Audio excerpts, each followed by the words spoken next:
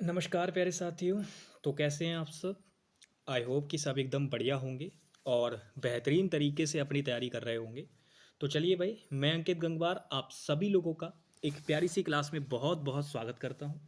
तो सभी लोग इस क्लास को बढ़िया तरीके से देखेंगे और भाई इससे पहले हम लोग एडजेक्टिव चैप्टर की 2 क्लासेस कर चुके हैं, जिसके अंदर लगभग मैं आपको 40 क्वेश्चन करा चुका हूं। तो उनकी मदद से मैं आशा करता हूं कि आप लोगों ने एडजेक्टिव चैप्टर के जो एग्ज़ाम ओरिएंटेड कॉन्सेप्ट हैं वो आपने रिवाइज कर लिए होंगे। और बहुत सारी चीज़ें ऐसी हैं जो एक दो चीज़ आपको नई भी पता चलेगी, तो वो मैं आपको बताऊंगा। ठीक है भाई? फिलहाल आप ये मान के चलिए, आपको जो ये मैं टॉपिक वाइज प्रैक्टिस करा रहा हूँ, अगर आप ये एक बार प्रैक्टिस कर लेते हैं तो आपका किसी भी टॉपिक से बाहर क्वेश्चन आपको नहीं देखने को मिलेगा। सारी चीज़ें यही पूछता रहता है लौट फिर के। तो आज हम 43 से आगे बढ़ेंगे। ये रहा आज का पहला प्रश्न आप लोगों के सामने भाई। करिए जरा इसका आंसर। ये क्वेश्चन नंबर आज का 43 है, लेकिन हमारा आज का ये पहला प्रश्न रहने वाला है। क्वेश्चन पढ़ेंगे। कह रहे Ashutosh is one of the best, sorry best तो दे ही नहीं रखा, ये बेस्ट बोलने की आदत लग गई है। चलो कोई बात नहीं, फिर से पढ़ते हैं। कह रहे Ashutosh is one of the players who has been selected for the T20 match. अब क्वेश्चन में जब आप चेक करोगे तो आशुतोष आपका एक नाउन दे रखा है, तो सिंगुलर है, तो इसके साथ सिंगुलर वर्ब आएगी। बाकी वन जो प्रोनाउन है वो इसी के लिए आया हुआ है, आशुतोष के लिए। बता रहा है कि आशुतोष जो है वो उन खिलाड़ियों में से एक है। तो यहाँ पे प्लेयर्स लगा रखा है, बिल्कुल ठीक है। आगे हु रिलेटिव प्रोनाउन है। तो आपको याद होगा, मैंने आपको बताया था कि जो रिलेटिव प्रोनाउन होता है वो अपने से पहले आने वाले वर्ड को क्या करता है, आगे वाली क्लाउज में रिलेट करता है, जो कि ये वर्ड क्या कहलाता है, एंटीसीडेंट। तो ये रिलेटिव प्रोनाउन हु जो है ना, वो इस एंटीसीडेंट को आगे वाली क्लाउज में रिलेट करेगा। तो यहाँ पर ये प्लेयर्स है, और प्लेयर्स आपको कैसा वर्ड दे रखा है, तो आप कहेंगे भैया ये तो प्लूरल दे रखा है। अगर ये प्लूरल दे रखा है तो आप जरा मुझे बताओ, अगर मुझे इसके अकॉर्डिंग वर्ब लगानी हुई तो क्या वो सिंगुलर आ सकती है? बताओ जल्दी से। तो आप कहेंगे नहीं आ सकती, इसका मतलब यहाँ हैज़ नहीं आएगा, हैव आएगा। तो ये एक तरीके से अगर मैं बात करूँ, प्रोनाउन चैप्टर का क्वेश्चन यहाँ पे पड़ गया था।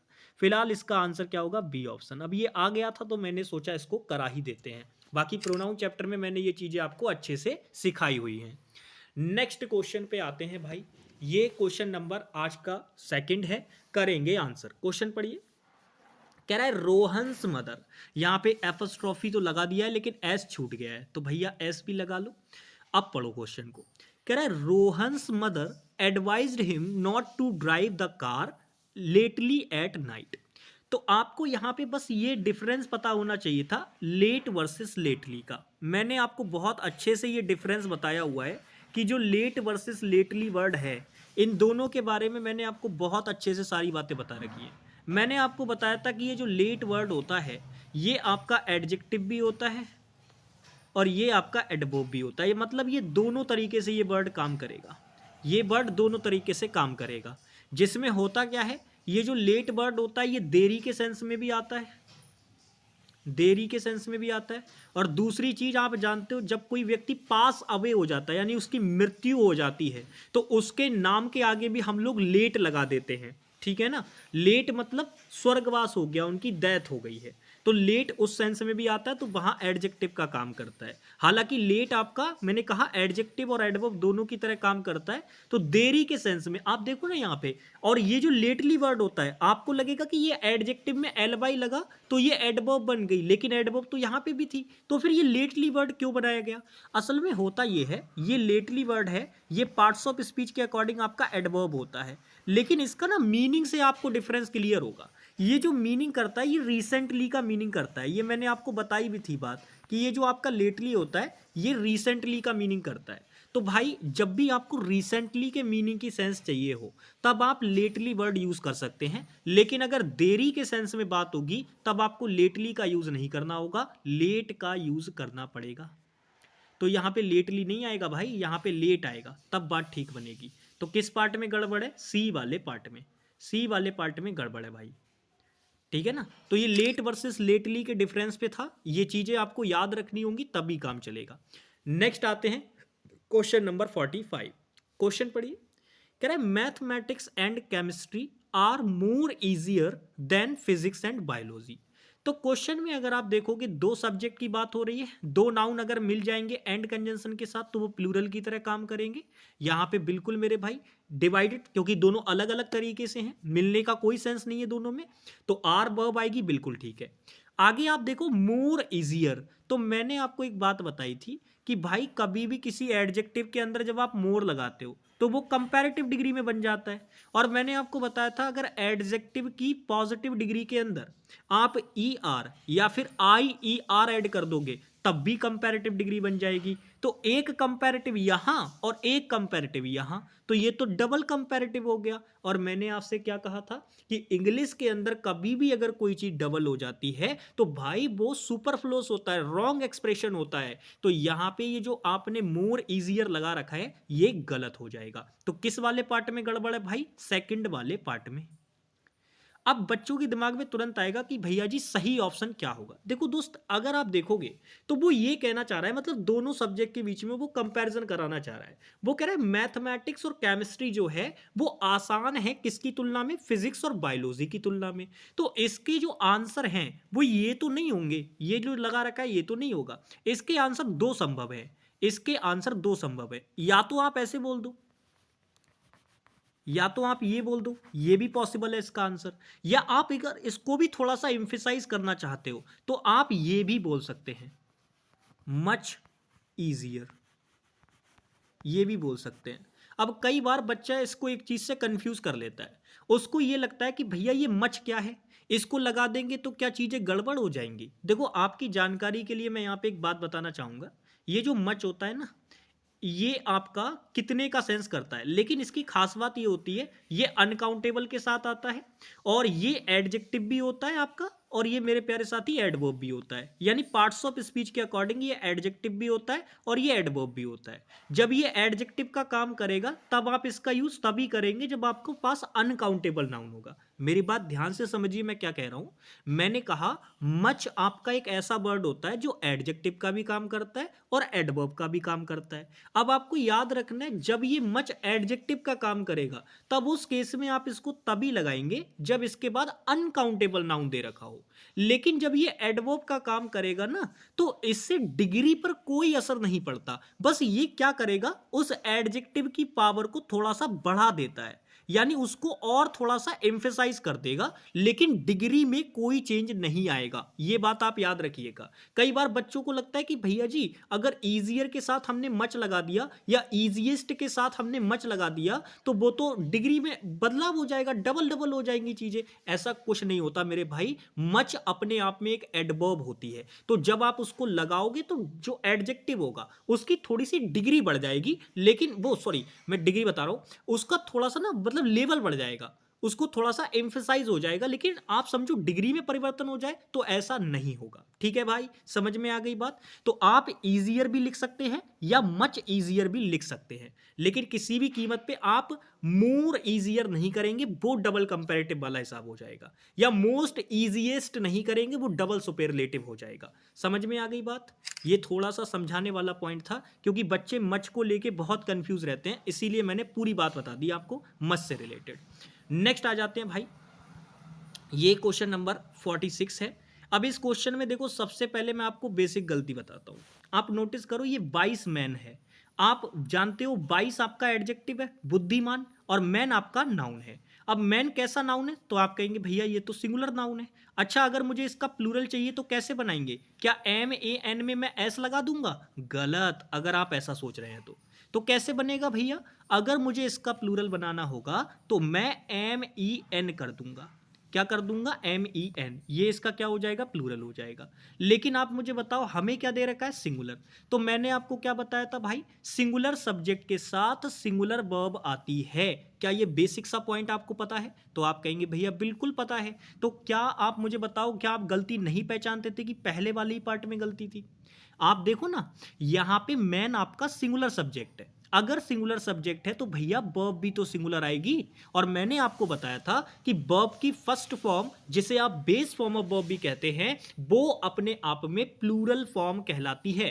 अगर आपको उसकी सिंगुलर फॉर्म चाहिए तो उसमें एस या एस लगाना पड़ेगा। नाउन का जस्ट उल्टा होता है सिंगुलर प्लूरल करने के लिए। जो वर्ब होती है उसको बस नाउन का उल्टा लेके चलना होता है। तो यहां पे आप इसमें एस लगाओगे, आपका ये चीज तो ठीक हो जाएगी। लेकिन क्या पूरा क्वेश्चन ठीक हो गया? ये फॉलो को हटा के, यहां पे आप ध्यान से देखो, अगर मैं इस फॉलो को हटा के, यहां पे मैं एक चीज बता रहा हूं आपको, आप ध्यान से सुनिए।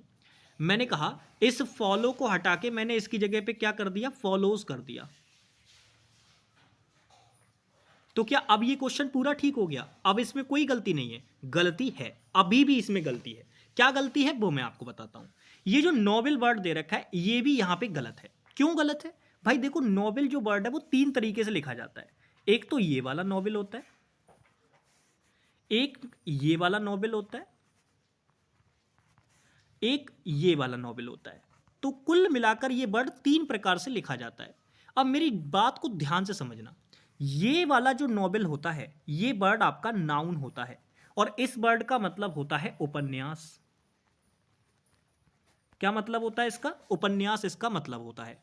अच्छा, ये वाले जो दोनों नॉवेल होते हैं इनका मतलब, ये पार्ट्स ऑफ स्पीच के अकॉर्डिंग क्या होते हैं? एडजेक्टिव होते हैं। जिसमें ये वाला जो वर्ड होता है, ये वाला नोबेल जो होता है, ये हमेशा प्राइज के सेंस में आता है। नोबेल प्राइज आप जानते हो ना, मिलता है लोगों को, तो ये प्राइज के सेंस में आता है। इधर लिख लो अगर उधर गड़बड़ हो गया हो तो। ये याद रखना, ये वाला जो नोबेल होता है ये हमेशा प्राइज के सेंस में आता है। और बाकी ये वाला जो नोबेल होता है ये श्रेष्ठ के सेंस में आता है। श्रेष्ठ मतलब अच्छे, उच्च के सेंस में। और ये भी आपका क्या होता है? एडजेक्टिव होता है। तो भाई तीनों नोबेल वर्ड के अंदर आपको डिफरेंस याद रखना होगा। जो ये बेन वाली बी वाला नोबेल होता है ये नाउन होता है और इसका मतलब उपन्यास होता है। और जो आपकी बी फॉर बॉय वाली बी होती है, इस वाला जो नोबेल होता है ये वाला, ये आपका प्राइज के साथ में आता है। और एक ये वाला नोबेल होता है NOBLE वाला नोबेल, इसका मतलब होता है श्रेष्ठ के सेंस में। लेकिन दो नीचे वाले जो दोनों हैं वो एडजेक्टिव होते हैं, यानी इनके बाद नाउन आपको दे रखा होगा। तो मेरे प्यारे साथी जरा मुझे देखकर बताइए, यहां पर आपको आइडियाज की बात हो रही है, तो आप मुझे बताइए बुद्धिमान लोग कैसे विचारों को फॉलो करते हैं? अच्छे विचारों को फॉलो करते हैं, श्रेष्ठ विचारों को फॉलो करते हैं। तो यहां पे नोबेल जो आपको ये वाला लगा के दे रखा था ये वाला नहीं आएगा, आपको ये वाला नोबेल लगाना था। तो यहां पे इस वाले नोबेल को काट के कौन सा वाला लगाएंगे? NOBLE वाला। ठीक है भाई, ये वाला नोबेल आएगा। तो ये भी एक गलती थी। आप आई होप कि इसको समझ गए होंगे और दिमाग में फिट कर लीजिएगा, बहुत इंपॉर्टेंट चीजें हैं। नेक्स्ट आ जाइए, ये क्वेश्चन बढ़िया है, इसका आंसर करेंगे। क्वेश्चन पढ़ो। Correct, computers give us the easier access to information. अब देखो क्वेश्चन बहुत ही आसान है। कैसे आसान है वो मैं आपको बताता हूं। आप नोटिस करोगे कंप्यूटर्स आपका प्लूरल सब्जेक्ट है, तो भैया प्लूरल वर्ब आएगी, लगा रखी है। गिव वर्ब को उसका ऑब्जेक्ट चाहिए, लगा रखा है अस, यानी हमें देता है। क्या देता है ये आगे बता रखा है, तो द इजियर एक्सेस। अब आज ध्यान से समझो, द इजियर एक्सेस में द आपका आर्टिकल है, डेफिनेट आर्टिकल दे रखा है। एक्सेस आपका नाउन है, नाउन के बारे में मॉडिफाई करने के लिए एडजेक्टिव लगा रखा है। लेकिन मैं आपसे पूछना चाह रहा हूं, यहां नाउन को मॉडिफाई करने के लिए कौन सा एडजेक्टिव लगाया गया है? तो आप तुरंत कहेंगे भैया ये एडजेक्टिव की कौन सी डिग्री लगाई गई है? Comparative degree. क्योंकि अभी मैंने पीछे बताया था कि पॉजिटिव डिग्री के अंदर अगर आप ER या फिर IER ऐड करते हैं तो वो अपने आप में एडजेक्टिव की कंपैरेटिव डिग्री बन जाती है। तो भैया ये ईजियर अपने आप में क्या है? Comparative degree. लेकिन अब जैसे ही आपको पता चला कि यहां कंपैरेटिव डिग्री दे रखी है, तुरंत आप ये देखो क्या ये सही दे रखी है या इसमें कुछ गलती है। तो भाई आप एक बात बताओ, अगर मैंने एडजेक्टिव को कंपैरेटिव डिग्री में यूज किया, दैट मींस कि मुझे अपनी स्टेटमेंट के अंदर कहीं ना कहीं कंपैरिजन कराना होगा।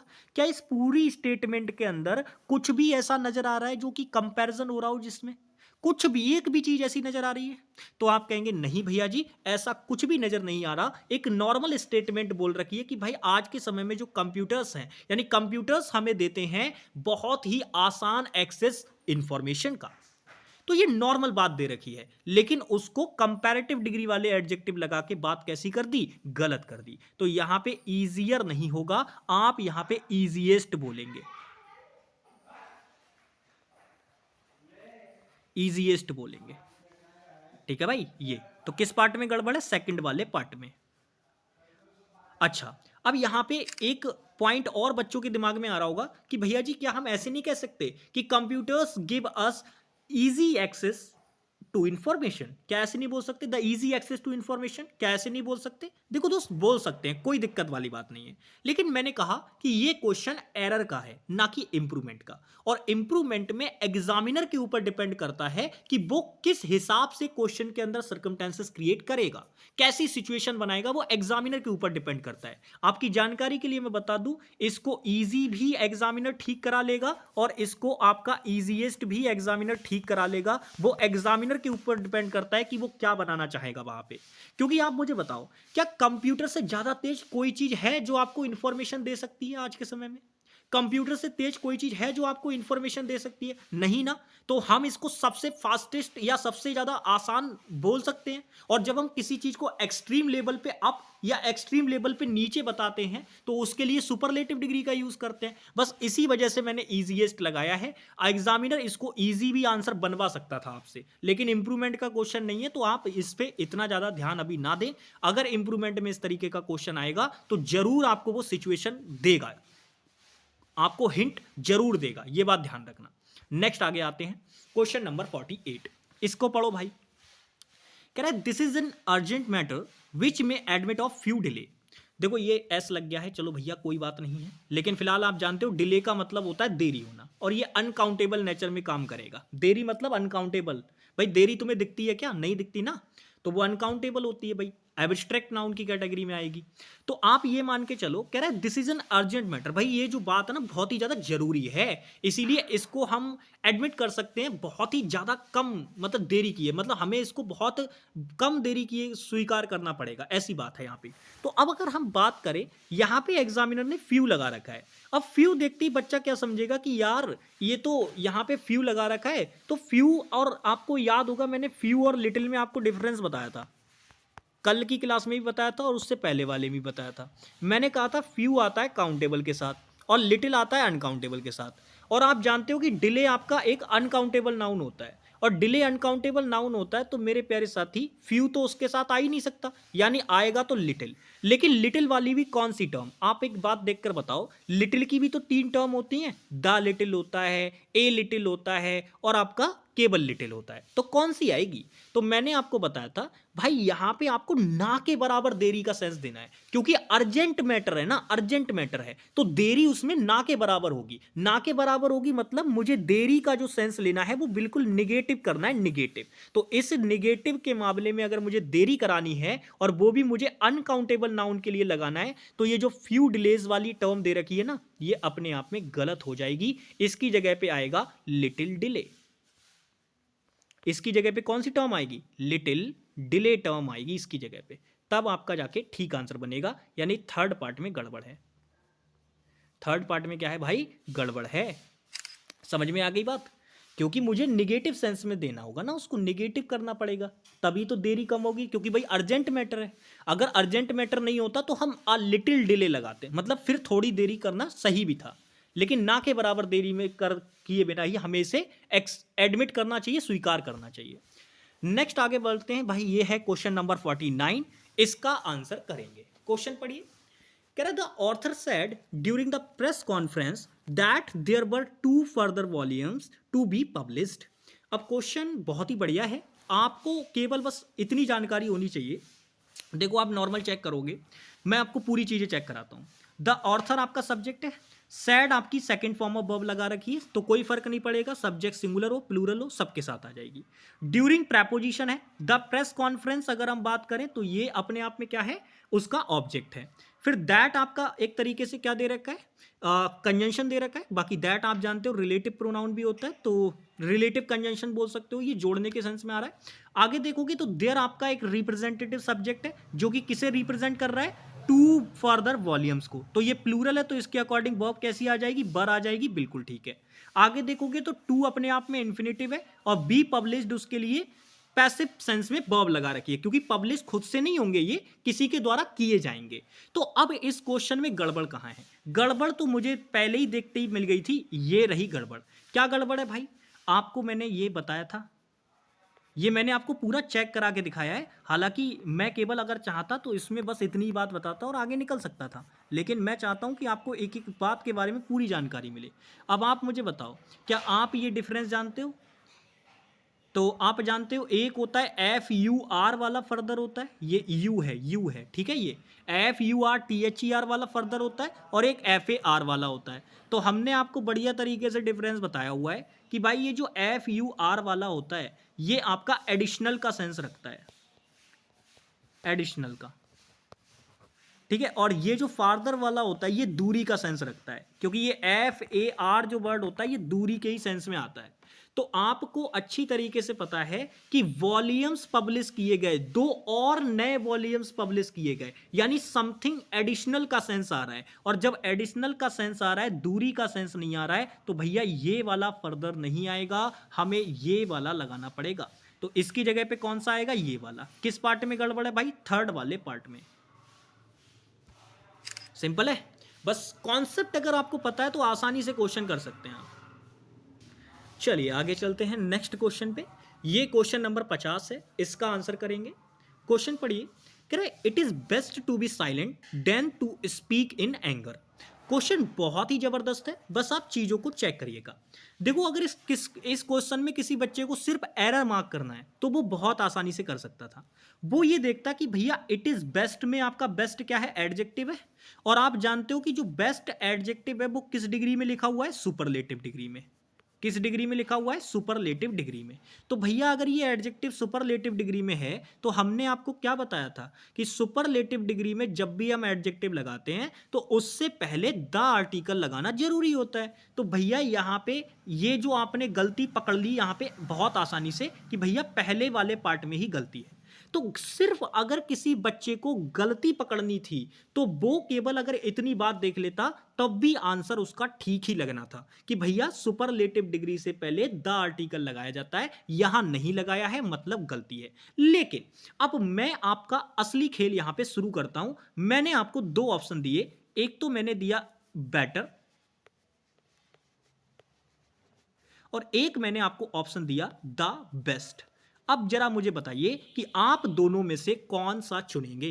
दोनों ऑप्शन में से कौन सा आप चुन रहे होंगे? तो आप तुरंत कहेंगे कि भैया जी देखिए, अब जो बच्चे यहां पे केवल ये द आर्टिकल वाली गलती सोच रहे थे वो तुरंत कूद के चले जाएंगे किस वाले ऑप्शन पे? बी वाले ऑप्शन पे, कि भैया जी बी वाला ऑप्शन सही है।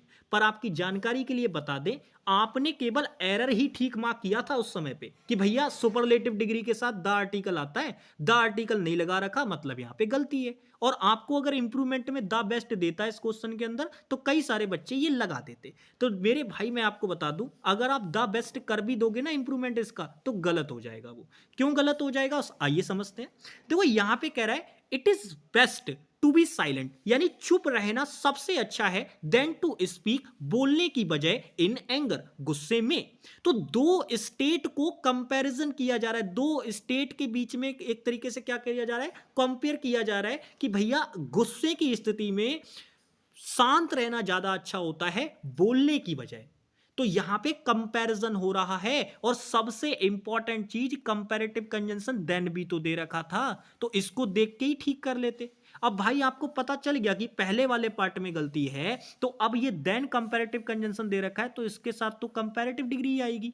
तो यहां पे बेस्ट नहीं आएगा, बेटर आएगा।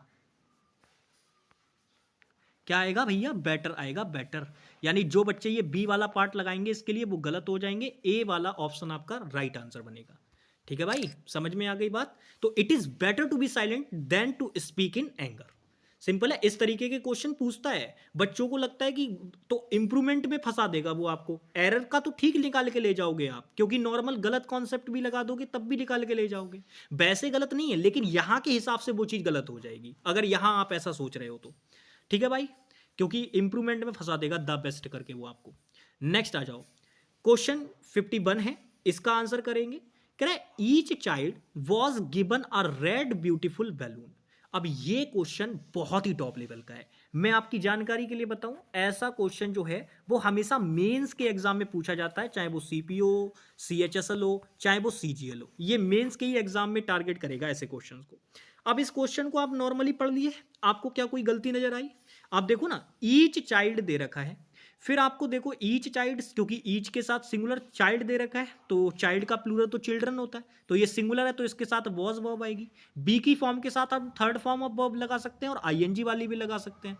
थर्ड फॉर्म लगा रखी है मतलब पैसिव सेंस है, 99% केस में बनती है। अब यहाँ पे आप देखो वॉज गिवन का मतलब है उन्हें रेड बैलून दिए गए, तो खुद से तो उन्हें नहीं दिए गए होंगे, किसी ना किसी के द्वारा ही दिए गए होंगे। जब आपको कोई चीज दी जाती है तो डेफिनेटली देने वाला कोई और होता है ना, या आप खुद को चीजें दे देते हो, नहीं ना, कोई देने वाला होता है। तो यहाँ पे पैसिव सेंस बिल्कुल ठीक है। आगे देखोगे तो क्या दिया वो आगे बताया हुआ है, क्योंकि गिव ट्रांजिटिव वर्ब होती है, तो आगे बताया गया है अ रेड ब्यूटीफुल बैलून। तो बच्चे को क्वेश्चन देख के ये लगेगा कि यार इसमें तो कोई गलती ही नहीं है, और वो जल्दी जल्दी में डी ऑप्शन को मार्क करके निकल जाएगा नो एरर वाले को। पर आपकी जानकारी के लिए बताएं, भाई गलती कर चुके हो आप। क्यों? क्योंकि आपको एडजेक्टिव का एक कॉन्सेप्ट अभी याद ही नहीं आ रहा है। आपको कल हमने एक तरीका बताया था कि भाई ऑर्डर ऑफ एडजेक्टिव नाम की भी कोई चीज होती है, और उसको याद रखने का तरीका भी हमने बताया था। हमने कहा था उसको याद रखने का एक सिंपल सा तरीका होता है दो सास कॉम्प। ये आपको कॉम्बिनेशन बताया था, एक कोड बताया था हमने, याद है या भूल गए?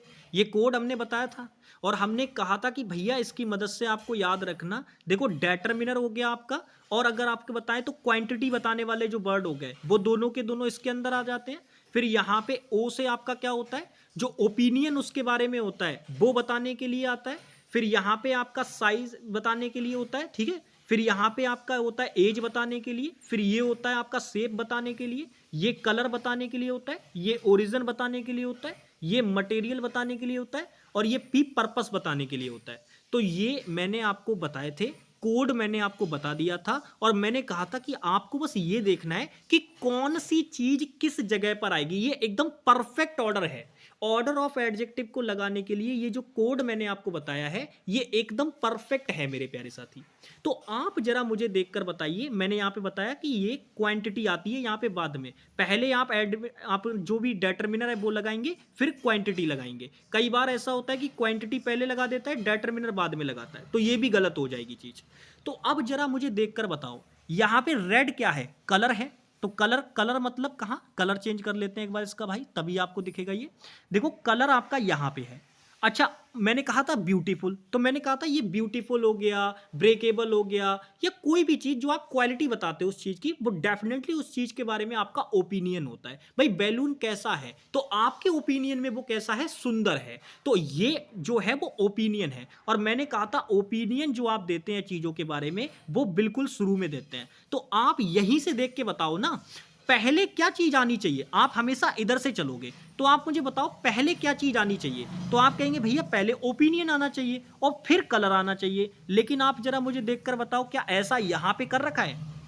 क्या ऐसा यहां पे करके दिया गया है आपको? बताओ देख के, क्या ऐसा यहां पे करके दिया गया है? तो आप कहेंगे नहीं, यहां कलर पहले रख दिया है और ओपिनियन आपका बाद में रखा है। तो भाई दोनों को गलत कर दिया, यानी जो ऑर्डर था एडजेक्टिव लगाने का वो बिगाड़ दिया है यहां पे। तो यहां पे रेड ब्यूटीफुल नहीं होगा, ब्यूटीफुल रेड होगा।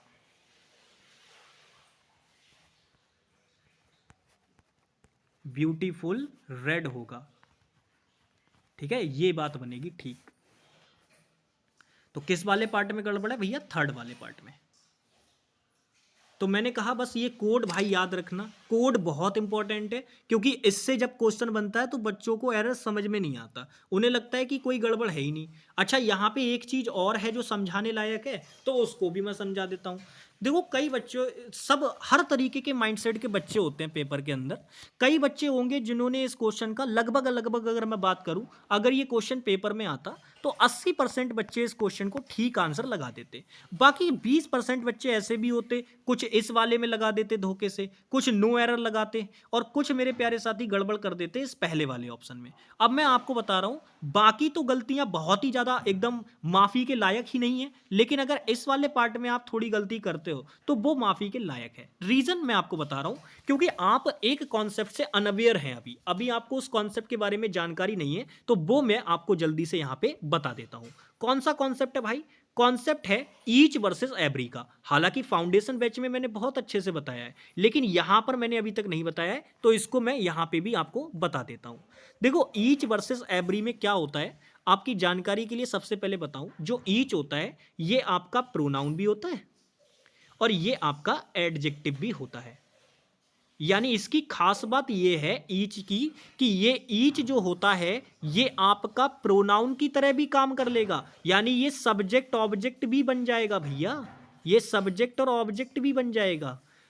और ये आपका एडजेक्टिव भी होता है, यानी किसी नाउन के बारे में विशेषता भी बता लेगा। समझ पा रहे हो? इसके बाद कोई नाउन भी आपको देखने को मिल सकता है, ये विशेषता भी बता सकता है उसकी। तो ईच जो होता है वो प्रोनाउन और एडजेक्टिव दोनों का काम करता है, और एवरी जो होता है ये केवल आपका किसका काम करता है? एडजेक्टिव का काम करता है। ये कभी भी आपका मेरे प्यारे साथी प्रोनाउन नहीं बन सकता। ठीक है ना? अब यहां पे मैं इस चीज को इतना ज्यादा इसीलिए एम्फेसाइज कर रहा हूं कि ये जो आपका एवरी होता है ये कभी भी प्रोनाउन नहीं बन सकता, क्योंकि मेरे प्यारे साथी एग्जामिनर इससे क्वेश्चन बना के देता है, वो एवरी चाइल्ड कर देगा तो वो चीज ठीक हो जाएगी। यहां पे आप ईच चाइल्ड लिखा हुआ है, आप ये भी लिखा रख सकते हो। देखो यहां पे अगर हम बात करें, एग्जामिनर ने ईच चाइल्ड लिख के दिया है, ये भी ठीक है, लेकिन अगर इसकी जगह मान लो एग्जामिनर कल को एवरी चाइल्ड लिख देता तो वो भी चीज गलत नहीं होती, वो भी चीज क्या हो जाती? ठीक हो जाती। सॉरी ये पूरा ही हट गया। देखो ईच वर्सेस एवरी, तो मैंने अभी क्या बताया कि भैया ये आपका जो होता है वो प्रोनाउन भी होता है और ये आपका एडजेक्टिव भी होता है। ठीक है, दोनों की तरह काम कर सकता है ये, लेकिन एवरी आपका केवल किसका काम करता है? एडजेक्टिव का काम करता है। ये कभी भी आपका प्रोनाउन का काम नहीं कर सकता। यानी अगर आप इसको कभी भी प्रोनाउन की तरह यूज होते हुए देखेंगे तो वो एरर होगा वहां पे, तो आप वो देख लीजिएगा। फिलहाल दोनों में के मीनिंग में अगर बात करें तो कोई डिफरेंस नहीं है, ये भी और ये भी दोनों सेम ही मीनिंग करते हैं प्रत्येक का। दोनों के दोनों कैसा मीनिंग करते हैं? सेम मीनिंग करते हैं, प्रत्येक का मीनिंग करते हैं, एक एक करके। ईच और एवरी दोनों साथ में भी आ जाते हैं, यूज हो जाते हैं, ईच एंड एवरी ऐसे करके भी बोल दिया जाता है, तो वो चीजें ठीक हैं। लेकिन अगर आपको ये एक में दोनों में से कोई एक यूज होता हुआ दिखाई दे, तब आपको पार्ट्स ऑफ स्पीच आइडेंटिफिकेशन बहुत अच्छे से पता होना चाहिए। मैंने अभी बताया कि आपने यहाँ पे ईच चाइल्ड एग्जामिनर ने दे रखा है, अगर यहाँ पे कल को एग्जामिनर एवरी चाइल्ड भी दे देगा तो वो भी ठीक होगा, वो भी गलत नहीं मानेंगे आप, दोनों ही ठीक है। समझ में आ गई बात? तो ये चीज भी आप ध्यान रखिएगा। फिलहाल मैंने आपको यहाँ पे गलती बताई दी थी, थर्ड वाले पार्ट में गलती है यहाँ पे। ठीक है भाई, तो ये ईच और एवरी के बारे में कॉन्सेप्ट समझाना था मुझे, इसीलिए मैंने थोड़ा सा यहाँ पे टाइम ले लिया। बाकी नेक्स्ट क्वेश्चन पे चलते हैं। नेक्स्ट क्वेश्चन नंबर 52, इसका आंसर करेंगे, बताइए क्या होगा। क्वेश्चन पढ़िए, कह रहे the population of Mumbai is greater then in any city in USA. अब क्वेश्चन में अगर आप नोटिस करेंगे तो पॉपुलेशन की बात हो रही है, कहां की पॉपुलेशन की बात हो रही है जी? मुंबई की। इज ग्रेटर देन, ग्रेटर का मतलब है ज्यादा बड़ी है, देन कंपैरेटिव कंजंक्शन है तो भैया एडजेक्टिव कंपैरेटिव डिग्री में होना चाहिए, लगा रखा है, बिल्कुल ठीक है। तो यहां तक तो कोई गलती नहीं है, लेकिन गलती जो आके मिली वो थर्ड वाले पार्ट में आके मिल गई। थर्ड वाले पार्ट में गलती दे रखी है। अब गलती क्या दे रखी है वो मैं आपको समझाता हूं। थर्ड वाले पार्ट में लिख रखा है in any city in US. भाई आप मुझे बताओ, क्या आप सिटी का कंपैरिजन कर रहे हो या पॉपुलेशन का कंपैरिजन कर रहे हो? तो आप कहेंगे भैया हम तो पॉपुलेशन का कंपैरिजन कर रहे हैं, तो यहां पे क्या होगा? That of any city in US ऐसे करके बोलना था, लेकिन यहां पे क्या किया है? ध्यान से देखो, यहां पे देखो, that of any city in US, तो यहां पे इन हटाओ, ये इसकी जगह पे लगाओ दैट ऑफ, और एनी अदर सिटी मत करना। अदर इसलिए मत करना क्योंकि मुंबई और यूएसए, मुंबई भारत में है और यूएसए अमेरिका, तो दोनों अलग अलग जगह हैं, अलग अलग जगह हैं, तो अदर लगाने की जरूरत नहीं है आपको। तो that of any city in USA ये होगा। ठीक है, यूएस और ए इस प्रकार से। तो यहां पे कहां गड़बड़ है भाई? थर्ड वाले पार्ट में, थर्ड वाले पार्ट में गड़बड़ है। ठीक है भाई, थर्ड वाले पार्ट में क्या है? गड़बड़ है। नेक्स्ट आ जाएंगे, ये क्वेश्चन भी बढ़िया है, क्वेश्चन पढ़ो। कह रहे no students is as intelligent as Priya, SSC PYQ. Question को देखते हैं भाई। देखो बेसिक सा एरर है। सबसे पहले आप ये देखो नो स्टूडेंट्स, तो भाई आप बताओ, अगर आप ज्यादा स्टूडेंट्स का कंपैरिजन कर रहे हो किसके बराबर? प्रिया के बराबर, तो आप ये कहना चाह रहे हो कि जितने भी स्टूडेंट्स हैं यानी कोई भी छात्र नहीं है, तो भाई ये नो जब आप लगाते हो तो ये सिंगुलर की तरह एक्ट करता है कि भाई कोई भी छात्र उतना इंटेलिजेंट नहीं है जितनी की प्रिया है। तो यहाँ पे सीधे सीधे आपको ये बोलना था ना, नो स्टूडेंट इज, लेकिन नो स्टूडेंट्स कर दोगे तो बात गलत हो जाएगी, क्योंकि भैया नो आपने लगाया तो ये सिंगुलर की तरह एक्ट करता है। नो कैसे एक्ट करता है? सिंगुलर की तरह। तो नो स्टूडेंट बोलोगे ना कि स्टूडेंट्स, फिर वो चीज गलत हो जाएगी, यानी पहले वाले पार्ट में गड़बड़ है भाई। बहुत ही बेसिक सा एरर था, केवल नो के बारे में आपको यहाँ पे जानकारी होनी चाहिए थी। ठीक है भाई, नो बॉय बोलेंगे हमेशा, नो बॉयज नहीं बोलेंगे, वो गलत हो जाएगा। नो आपका सिंगुलर की तरह ही एक्ट करता है। तो यहाँ पे no student is as intelligent as Priya बोलेंगे। बाकी मैंने आपको बता रखा है कि भैया ये जो एज डॉट डॉट एज वाला स्ट्रक्चर होता है ना आपका पॉजिटिव डिग्री का, ये आपका निगेटिव स्टेटमेंट के लिए भी आ सकता है और ये आपका पॉजिटिव स्टेटमेंट के लिए भी आ सकता है, यानी इसको दोनों की तरह यूज कर सकते हो। हाँ, यहां पर अगर आप चाहते, अगर एग्जामिनर चाहता तो यहां पे सो डॉट डॉट एज वाला स्ट्रक्चर भी लगा के दे देता, तो वो भी बात गलत नहीं होती, क्योंकि भैया ये निगेटिव के लिए आता है स्पेशली। तो ये भी लगा के दे देता तब भी बात गलत नहीं होती। फिलहाल वो लगा के दे रखा है तो वहां कोई गड़बड़ नहीं है। गड़बड़ जो दे रखी है वो पहले पार्ट में दे रखी है। ठीक है भाई, चलिए बहुत बढ़िया, नेक्स्ट क्वेश्चन पे आते हैं। नेक्स्ट क्वेश्चन बढ़िया है, क्वेश्चन का आंसर करेंगे। कह रहा है Ajay glanced up at her laughing and watched her intently. देखो क्वेश्चन में अगर आप नोटिस करोगे तो बेसिक चीजें पढ़ो पहले। अजय आपका सब्जेक्ट है, इसके साथ ग्लेंस्ड अप एक फ्रेजल वर्ब दे रखी है, जिसमें ग्लेंस्ड आपकी सेकंड फॉर्म ऑफ वर्ब है, तो पास्ट में टेंस चल रहा है, बिल्कुल ठीक है भाई। किस चीज को एक नजर देखा? देखो ग्लेंस करने का मतलब होता है किसी को एक नजर देखना, वो वाली बात। तो यहां पे ग्लेंस अप, किसे देखा एक नजर? एट हर लाफिंग, उसकी हंसी को देखा एक नजर।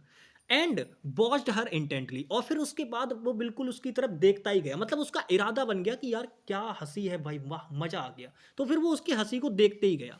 तो यहां पे अगर मैं बात करूं, यहां पर एंड लगाया, watched second form of verb है, किसे देखता गया? उसे देखता गया। इंटेंटली का मतलब होता है अपने इरादे से, इरादे से। तो मेरे प्यारे साथी यहां वॉच्ड वर्ब है और वर्ब के बारे में इंफॉर्मेशन क्या चाहिए होती है? एडवर्ब। अब इंटेंट जो होता है, ध्यान से मेरी बात समझना, जो इंटेंट वर्ड होता है ये आपका एडजेक्टिव होता है। और इंटेंट में अगर मैंने, क्योंकि एडजेक्टिव में एल वाई लगाऊंगा, अगर मैं एडजेक्टिव में एल वाई लगाऊंगा तो वो क्या बन जाएगी? एडवर्ब बन जाएगी। तो इंटेंटली जब आप करेंगे ना तो वो आपकी क्या होगी? एडवर्ब होगी भाई। तो यहाँ पे ये जो लगा रखी है वो एडवर्ब है, यानी क्वेश्चन में कोई गड़बड़ नहीं है। क्वेश्चन अपने आप में एकदम परफेक्ट है भाई, क्वेश्चन में कोई गड़बड़ नहीं है। ठीक है, इस वाले क्वेश्चन में कोई गड़बड़ नहीं है। अगर कोई प्यारा भाई इंटेंट करने की सोच रहा होगा तो एक बार ये देख लेना कि भैया वॉच्ड यहाँ पे वर्ब है और वर्ब को मॉडिफाई करने के लिए एडवर्ब आती है, एडवर्ब। समझ में आ गई बात? अच्छा, तो आपके दिमाग में आ रहा होगा भैया फिर नाउन क्या होता है इसका? इंटेंशन होता है, नाउन होता है इंटेंशन, उसमें ION लग जाता है इसमें, तब वो नाउन बन जाता है पार्ट्स ऑफ स्पीच के अकॉर्डिंग। चलो बहुत बढ़िया, नेक्स्ट क्वेश्चन पे आ जाओ। ये क्वेश्चन भी बढ़िया है, क्वेश्चन पढ़ो। कह रहे Geeta had been dancing at the party little more than usual. देखो यूजुअल का मतलब होता है कि सामान्यतः वो जितना करती है डांस उससे ज्यादा किया है उसने। अब देखो कई बार क्या होता है, दो मीनिंग यहाँ पे पॉसिबल है। एक तो जरूरत, थोड़ा जितना करती है नॉर्मल यूजुअली जितना करती है उससे थोड़ा ज्यादा किया, और एक होता है मेरे प्यारे साथी कि जरूरत से थोड़ा और ज्यादा, यानी थोड़ा और ज्यादा। तो ये जो सेंस हो गया ना, थोड़ा सा एम्फेसाइज करने वाला हो गया। अब क्वेश्चन में अगर आप देखोगे तो कह रहा है गीता हैड बीन डांसिंग। ठीक है भैया, समझ में आ गई बात। कहां किया था भैया डांस उसने? पार्टी में। Little more than usual. अब देखो इसमें गलती क्या हुई? गलती ये हो गई, जब आप मोर देन यूजुअल बोल रहे हो तो इस टर्म का मतलब है सामान्यता से थोड़ा ज्यादा। मोर देन यूजुअल का मतलब क्या हो गया? सामान्यता से थोड़ा ज्यादा, यानी सामान्य जितना डांस वो करती है उससे थोड़ा ज्यादा। लेकिन जैसे ही मैंने इसमें लिटिल लगाया, तुरंत ये लिटिल टर्म यहां पे कैसी है? निगेटिव है। तो भाई ये मीनिंग पूरा का पूरा निगेटिव कर देगी। तो यहां तो मीनिंग ही नहीं बना। एक तरफ हम कह रहे हैं कि उसने जरूरत से ज्यादा डांस किया, फिर तो हम लिटिल क्यों लगाएंगे? हम ये नहीं कहेंगे कि उसने जरूरत से थोड़ा ज्यादा डांस किया। तो थोड़ा ज्यादा का अगर हमें सेंस देना है तो लिटिल गलत लग जाएगी, हमें यहां पॉजिटिव टर्म चाहिए। और अगर पॉजिटिव टर्म चाहिए तो भैया लिटिल को हटा दो, लिटिल को हटा दो और इसकी जगह पे अ लिटिल टर्म लगा दो। तो a little more than usual बोल सकते हैं या नॉर्मल मोर देन यूजुअल भी बोल सकते हैं। आप लिटिल देखो, इसके दो आंसर पॉसिबल हैं अगर मैं आपको बताऊं। वो मीनिंग पे डिपेंड करेगा कि एग्जामिनर किस लेवल का मीनिंग सेट कर रहा है और ऑप्शन किस हिसाब से सेट कर रहा है। फिलहाल इसके दो ऑप्शन पॉसिबल हैं। आप तो या तो ये बोल दीजिए a little more than usual, ये भी चल जाएगा। इसका मतलब हो जाएगा जरूरत से थोड़ा सा ज्यादा, मतलब जितना ज्यादा किया उससे भी थोड़ा सा और ज्यादा। तो थोड़ा सा एम्फेसाइज करने के लिए a little more than usual बोल देंगे। लेकिन अगर आप केवल नॉर्मल इतना भी बोल देते हो, इस लिटिल को गायब ही कर दोगे बिल्कुल, केवल इतना बोल दोगे मोर देन यूजुअल, तो ये भी आपके लिए ठीक ही होगा, कोई गड़बड़ वाली बात नहीं होगी। यानी इससे पहले जो लिटिल लगा हुआ था उसको हटा ही दो, तब भी आपका ठीक ही हो जाएगा। तो कैसे भी ठीक करो, एग्जामिनर दोनों में से किसी भी प्रकार से ठीक करा के दे सकता है इंप्रूवमेंट के अंदर आपसे, वो एग्जामिनर के ऊपर डिपेंड करेगा। मैंने क्या कहा, कई बार क्वेश्चन ऐसा होता है कि उसके एक से ज्यादा आंसर पॉसिबल होते हैं, डिपेंड करता है कि एग्जामिनर आपसे कौन सा आंसर उस समय पे बनवाना चाह रहा होगा। फिलहाल हमारे लिए क्वेश्चन में कहां गड़बड़ थी, दूसरे वाले पार्ट में, तो सेकंड ऑप्शन हमारा क्या हो जाएगा, राइट आंसर हो जाएगा। नेक्स्ट आ जाओ भाई, क्वेश्चन नंबर 56। बढ़िया क्वेश्चन है, पढ़ो आंसर। अब देखो यहां पे वही वाली बात जो मैंने बताई थी आपको, बिल्कुल वही बात यूज होगी। कह रहा है my younger sister is much smarter than me. अब कई बच्चे इस क्वेश्चन को यहां तक ही पढ़ेंगे और उन्हें लगेगा कि यहां पे डबल कंपैरेटिव दे रखा है, तुरंत वो सेकंड वाले पार्ट में गलती मारेंगे और आगे बढ़ जाएंगे। मैंने क्या कहा था, मैंने आपको बहुत अच्छे से समझाया था, अगर आप ऐसा करके आ गए तो गलत हो गए भाई। आपको लग रहा है कि यहां डबल कंपैरेटिव है, बट ऐसा नहीं है। आपसे मैंने कहा था कि मच जो होता है वो एडजेक्टिव और एडवर्ब दोनों का काम करता है। अब यहां पे ये एडजेक्टिव से पहले आया है तो ये एडवर्ब के रूप में काम कर रहा है। और मैंने कहा था कि जब आप एडवर्ब लगाते हो तो वो एडजेक्टिव को थोड़ा सा एम्फसाइज कर देगी, उसको बढ़ा देगी, लेकिन डिग्री में उसकी कोई फर्क नहीं पड़ेगा। अगर वो आपका कंपैरेटिव डिग्री में दे रखा है और आपने मच लगा दिया तो वो कंपैरेटिव में ही रहेगा। अगर आपने सुपरलेटिव डिग्री के पहले मच लगा दिया तो वो सुपरलेटिव डिग्री रहेगी, डबल सुपरलेटिव नहीं बनेगा। डिग्री में कोई चेंजेस नहीं होगा मेरे भाई। तो ये मच स्मार्टर जो टर्म दे रखी है ये अपने आप में बिल्कुल ठीक है। अगर इसको कोई व्यक्ति डबल कंपैरेटिव कंसीडर करेगा तो वो गलत हो जाएगा, ये डबल कंपैरेटिव नहीं है। ठीक है भाई, ये केवल केवल क्या है, कंपैरेटिव है। केवल केवल ये क्या है, कंपैरेटिव है। तो यहां पर तो ठीक है, गलती यहां नहीं है। जो बच्चे सेकंड पार्ट में गलती लगाए होंगे वो सबसे पहले कटेंगे, सबसे पहले उनके नंबर कटने वाले हैं। तो गड़बड़ क्या है फिर, गड़बड़ मैं बताता हूं, बिल्कुल बेसिक गलती है। आप ये बताओ स्मार्ट कौन है, मेरी यंगर सिस्टर। किससे स्मार्ट है, मुझसे स्मार्ट है। तो यहां पर जो कंपैरिजन हो रहा है वो मेरी यंगर सिस्टर और मेरे बीच हो रहा है। अब मेरी यंगर सिस्टर जो है वो हमारे सेंटेंस का यानी हमारी स्टेटमेंट का क्या है, सब्जेक्ट है, क्योंकि ये सब्जेक्ट है और ये आपकी वर्ब है। तो ये सब्जेक्ट है, यानी सिंपल सा बात है कि यहां पे सब्जेक्ट का कंपैरिजन सब्जेक्ट के साथ हो रहा है। क्योंकि मैंने आपको सिखाया था जब दो पर्सन होते हैं तो सब्जेक्ट का कंपैरिजन सब्जेक्ट के साथ और ऑब्जेक्ट का कंपैरिजन ऑब्जेक्ट के साथ होता है। सिखाया था ना ये बात। तो मेरे प्यारे साथी यहां पर आपने गलती बस ये कर रखी है, ये मी यहां नहीं आएगा क्योंकि सब्जेक्ट का कंपैरिजन सब्जेक्ट के साथ होता है, तो मी नहीं आई आएगा। बस ये गलती थी इस क्वेश्चन में, यानी थर्ड वाले पार्ट में एरर था। बट कई सारे बच्चे, मैंने क्या कहा, भूल बस वो गलती जो उनके दिमाग में फिट रहती है कि अगर मच लगा देंगे तो डिग्री चेंज हो जाएगी, डबल कंपैरेटिव हो जाएगा, डबल सुपरलेटिव हो जाएगा, उस वजह से सेकंड वाला ऑप्शन कई सारे बच्चों ने लगा दिया होगा। बट मैं आशा करता हूं कि आज के बाद ये गलती आपसे नहीं होगी, आप ये पॉइंट समझ चुके होंगे। बाकी नेक्स्ट चलते हैं क्वेश्चन नंबर 57 पे। करिए जरा इसका आंसर। क्वेश्चन पढ़िए, कह रहा है with little creativity and hard work the project could have been successfully completed.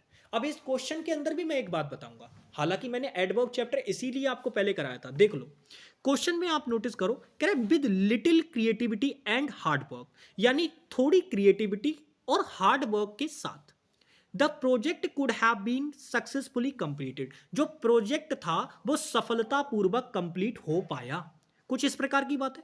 अब आप एक बात बताओ, आपकी स्टेटमेंट कैसी है, तो आप कहेंगे भैया ये तो पॉजिटिव है क्योंकि वो बोल रहा है कि प्रोजेक्ट जो था वो सफलतापूर्वक कंप्लीट हो गया। अगर प्रोजेक्ट सफलतापूर्वक कंप्लीट हो गया तो हार्ड वर्क जो है ये तो पॉजिटिव ही मीनिंग कर रहा है, लेकिन लिटिल क्रिएटिविटी मीनिंग निगेटिव कर रही है भाई। क्रिएटिविटी का मतलब है कि आपकी जो क्षमताएं हैं, जो आपके पास स्किल्स हैं, उसकी बात कर रहे हैं। लेकिन आप एक बात बताओ, अगर मैंने लिटिल टर्म लगाई तो ये बहुत ही कम के सेंस में मीनिंग करेगी, ना के बराबर सेंस में मीनिंग करेगी। और आप जानते हो कि केवल अगर लिटिल आप लगाते हैं तो वो निगेटिव मीनिंग करती है।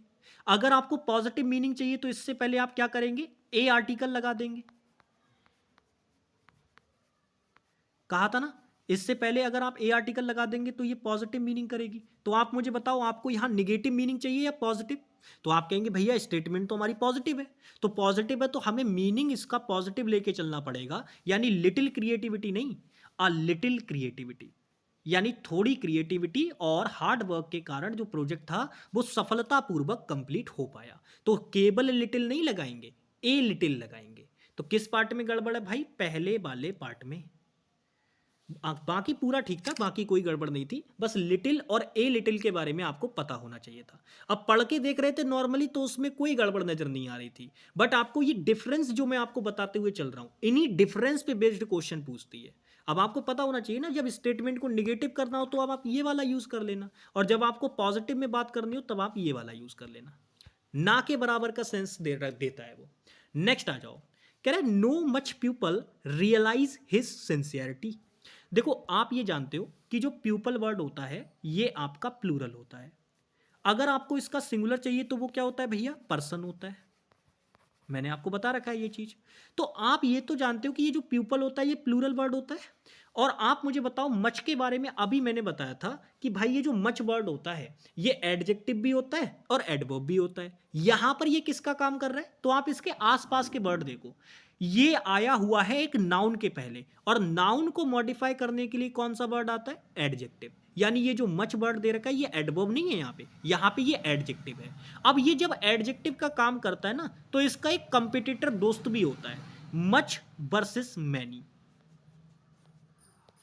मच वर्सेस मैनी, जब ये एडजेक्टिव के रूप में काम करता है मच, तब इसका एक दोस्त भी होता है। वो दोस्त ये कहता है कि देख भाई, अगर तू यूज होगा तो तू तभी आएगा जब तेरे लिए कोई अनकाउंटेबल नाउन हो। यानी मच को जब आप एज अ एडजेक्टिव यूज कर रहे होगे, इसका यूज आप तभी एज एन एडजेक्टिव करोगे जब आपको इसके बाद में कोई अनकाउंटेबल नाउन दे रखा हो। लेकिन फिर मैंने ये कहता है देख भाई, अनकाउंटेबल के लिए तू यूज हो जाना और काउंटेबल के लिए मैं यूज हो जाऊंगा। तो आपको याद रखना है, जब भी आप मैनी को एज एन एडजेक्टिव यूज करोगे तो ये हमेशा काउंटेबल नाउन के पहले आएगा, और वो भी काउंटेबल नाउन कैसा? प्लूरल।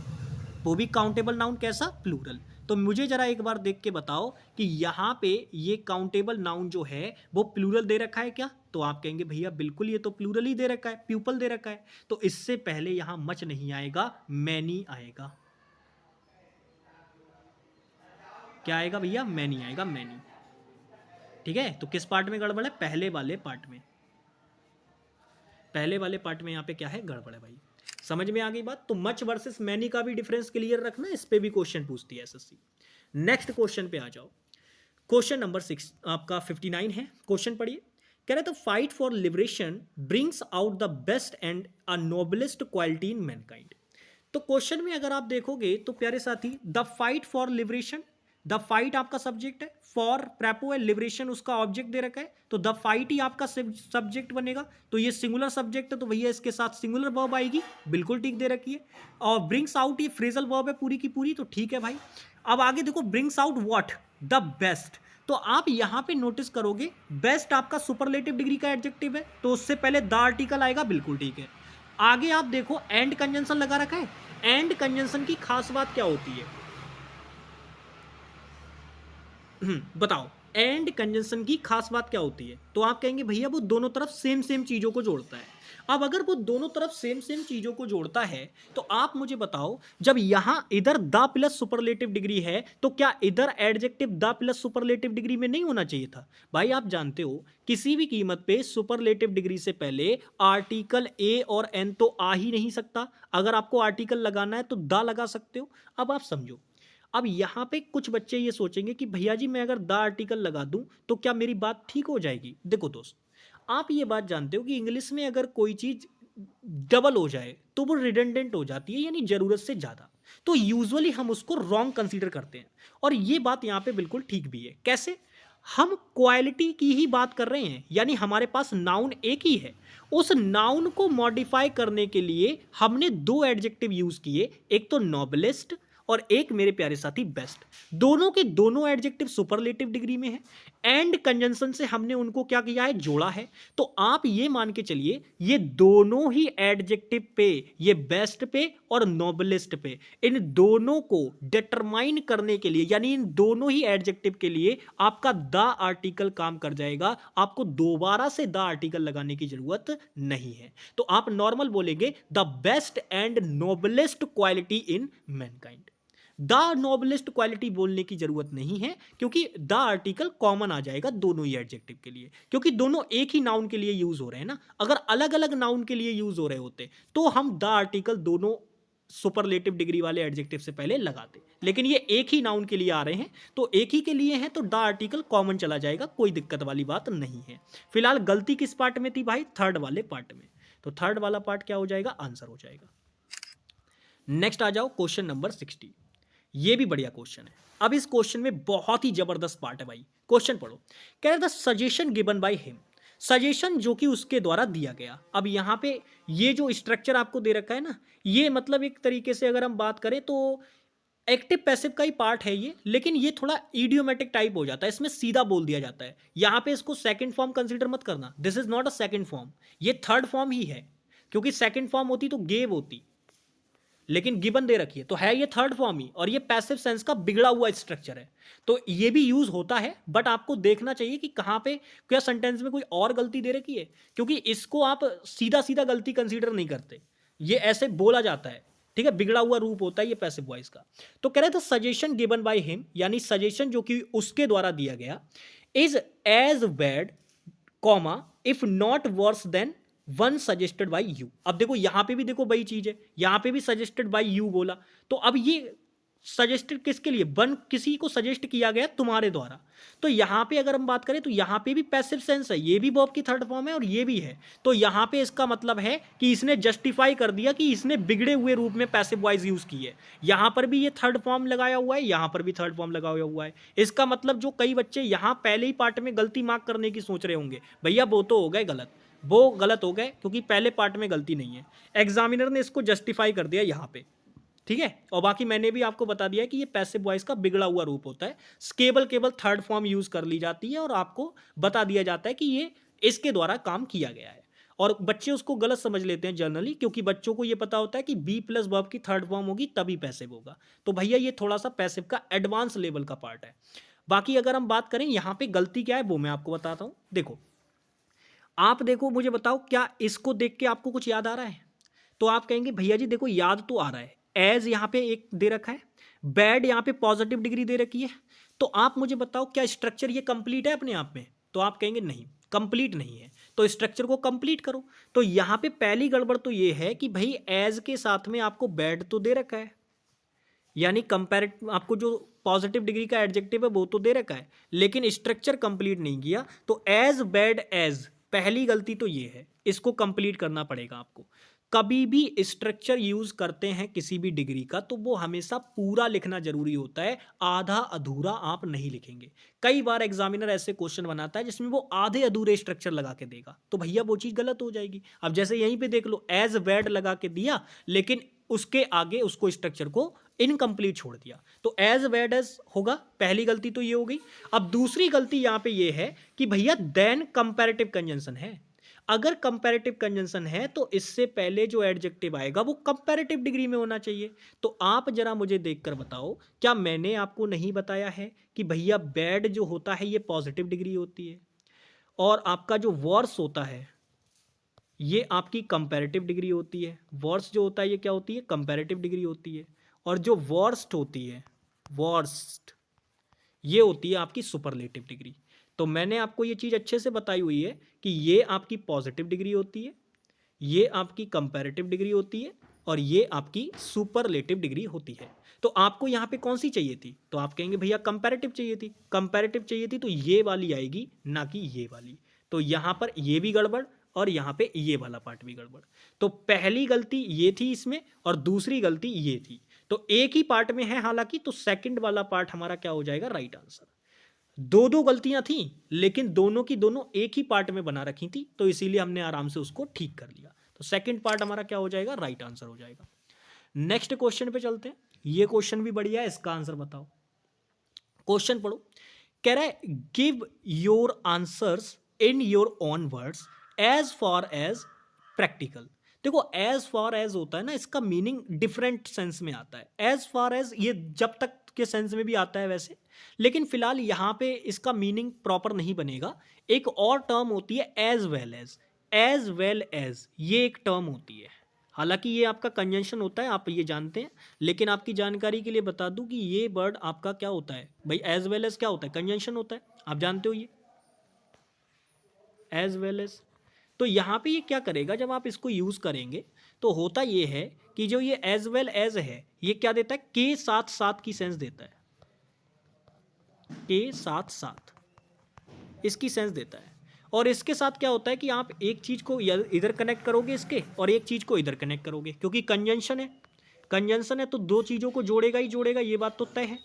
तो ये दो चीज़ों को जो जोड़ता है ना, ये दूसरे वाले पे ज़्यादा फोकस रखता है, यानी बाद वाले पे ज़्यादा फोकस रखता है।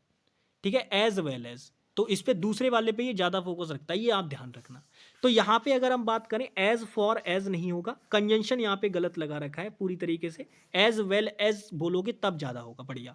तो गिव योर आंसर्स मतलब अपने जो उत्तरों को आपको देना है, आंसरों को जो आपको देना है वो अपने शब्दों में देना है, और उसके साथ साथ प्रैक्टिकली भी आंसर देना है, मतलब प्रैक्टिकल के रूप में भी अपना आंसर देना है। तो एज वेल एज आएगा, किस पार्ट में गड़बड़ है भाई, थर्ड वाले पार्ट में।